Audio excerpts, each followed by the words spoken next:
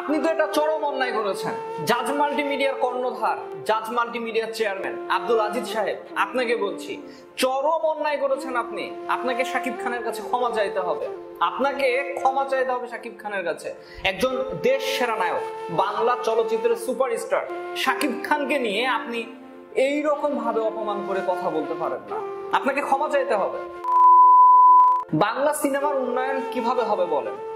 Bangla cinema কিভাবে মানুষজন দেখবে? যারা সিনেমা নির্মাণ করছে তারাই কাদা ছিটকা ছিটকি করছে। ঈদ থেকে আমরা যেটা দেখছি, অনন্ত জলিল ভাইয়ের 100 কোটি সিনেমা মুক্তি পাওয়ার পর থেকে কম্পিটিশনের নামে যে ছোট লোকই আমরা দেখছি, একজন আরেকজনের লেজ ধরে টানছে, একজন আরেকজনের পায়জামা ধরে টানছে। এই যে ছোট লোকই একটা কম্পিটিশন, এটার কারণেই কিন্তু জনসাধারণ মানুষ আপনাদেরকে ছিছাকারে দিচ্ছে। আপনারা জানেন, হাওয়া সিনেমা মুক্তি পাওয়ার পর জাজ মাল্টিমিডিয়ার চেয়ারম্যান আব্দুল আজিজ তিনি বাংলা চলচ্চিত্রের নামি দামি এবং জনপ্রিয় নায়ক শাকিব খানকে ঘিরে কিছু কথা বলেছেন।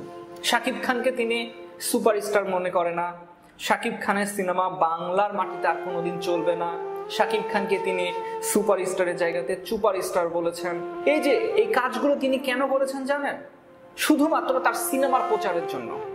তার হাওয়া সিনেমা, এই হাওয়া সিনেমাটাকে সবার সামনে নিয়ে আসার জন্য তিনি এই ছোট লোকই কাজ করেছেন।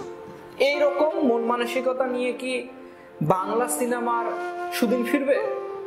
একজন নায়ক, একজন অভিনেতা, তাদের ভেতরের যে সম্মান থাকা উচিত, একজন প্রযোজক, প্রতিষ্ঠানের মালিক এবং নায়কের যে সম্পর্ক থাকা উচিত, সেটা কি আছে? শাকিব খান কি ব্যক্তিগতভাবে অন্য কোনো নায়ক, অন্য কোনো প্রডিউসার বা সিনেমা নির্মাতা তাদেরকে কখনো অপমান করেছে? কোনোদিনও করে নাই। তারপরেও কিছু কিছু প্রযোজক আছে, পরিচালক আছে, অভিনেতা আছে যারা শাকিব খানকে খোঁচা দেয়। কেন খোঁচা দেয়? তার ব্র্যান্ড ভ্যালু আছে, তার জনপ্রিয়তা আছে, তার সুনাম রয়েছে, বাজারে তার মূল্য রয়েছে, যে কারণে শাকিব খানকে খোঁচা দেওয়া হয়। এই যে হাওয়া সিনেমা নির্মাণ করার পর হাওয়া সিনেমা নিয়ে একটু সরগরম হতে হবে, একটু আলোচনা সমালোচনা, একটু ঝাঁকাঝাঁকি লাগবে, যে কারণে কিন্তু শাকিব খানকে খোঁচা দেওয়া হয়েছে। জাজ মাল্টিমিডিয়ার যে চেয়ারম্যান তিনি কয়েকটা সিনেমা নির্মাণ করেছেন, তার সিনেমাগুলো মোটামুটি ভালো চলে, কিন্তু আপনি একা সিনেমা করে কি সিনেমার দিন ফিরিয়ে নিয়ে আসতে পারবেন? আপনি একতরফা চলে কি আপনি সিনেমার দিন ফিরিয়ে নিয়ে আসতে পারবেন? শাকিব খানকে ছাড়া আপনি সিনেমা বানাচ্ছেন, এটা আপনার ব্যক্তিগত ব্যাপার। শাকিব খানের সিনেমা শাকিব খানের ভক্তরা দেখছে, জনসাধারণ দেখছে। আপনার সিনেমার যদি ভেতরে গল্প থাকে, কাহিনী থাকে, ভালো লাগা কাজ করে, তাহলে আপনার সিনেমাও চলবে। আপনি কেন এই যে গন্ডগোলের সৃষ্টিটা করলেন? ভক্তদের মাঝে যে আপনি একটা ঝামেলা লাগাই দিচ্ছেন। আপনি আব্দুল আজিজ, আপনি জাজ মাল্টিমিডিয়া নাকি অন্য কিছুর মালিক, সেটা বড় বিষয় নয়। আপনিও সিনেমার জন্য কাজ করছেন, শাকিব খানও সিনেমার জন্য কাজ করছে, এটা হচ্ছে সবচেয়ে বড় বিষয়। দুইজনেই সিনেমার জন্য কাজ করছে।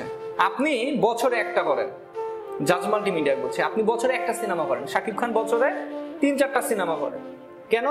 তিনি সিনেমাকে ভালোবেসে জান প্রাণ দিয়ে কাজ করছেন।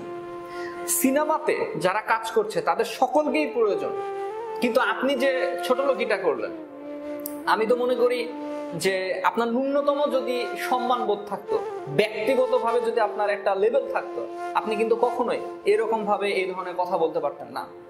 আপনার নিজের যদি সম্মান থাকতো, আপনি যদি ভাবতেন যে আমি একজন সম্মানী মানুষ, আমাকে সম্মানের সহিত থাকতে হবে, জনগণের ভালোবাসা লাগবে, তাহলে আপনি এই কাজ করতে পারতেন না।